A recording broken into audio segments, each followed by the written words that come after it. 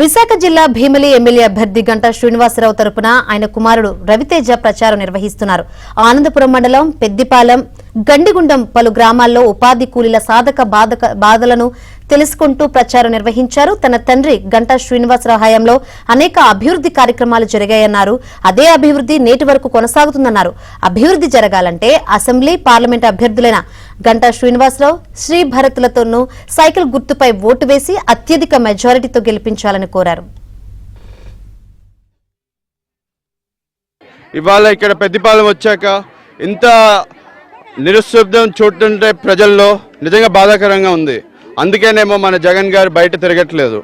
ఎందుకంటే ఇక్కడ ప్రజలందరూ ఒకటే అంటున్నారు, ఇచ్చిన వాళ్ళకి ఇచ్చి మీరేమో వచ్చి మాకు ఇవ్వకపోతే ఎలా అండి, మీకు ఇంత గెలిపించినప్పుడు అని అంటున్నారు. దానికి ఒకటండి మన పరిష్కారం. అదేంటంటే మన బాబు గారు రావాలి, మీరందరూ సైకిల్ గుర్తుకు వేస్తేనే ఆ ప్రభుత్వాన్ని మార్చగలం. చెప్పేదల్లా ఒకటే, నాన్నగారిని మీరు ముందే చూస్తున్నారు. 2014లో నుంచి అక్కడ పనిచేసిన పద్ధతి, ఇక్కడ జరిగిన అభివృద్ధి, సంక్షేమం, ఇవన్నీ మీరు ఆలోచించుకొని ఈసారి మీ సైకిల్ గుర్తుకి మన నాయకుడు గంటా శ్రీనివాసరావు గారికి వేసి, అలాగే మన ఎంపీ సీట్కి 2వ ఓటు అది మన సైకిల్ గుర్తు భరత్ గారికి వేయాలని కోరుకుంటూ, ఇది మన భవిష్యత్తు గురించి కాదండి, మన రాబోయే తరతరాల భవిష్యత్తు. అండ్ రాష్ట్రాన్ని కాపాడగలిగిన ఏకైక వ్యక్తి బాబు గారు. సైకిల్ రావాలి, సైకిల్ రావాలి.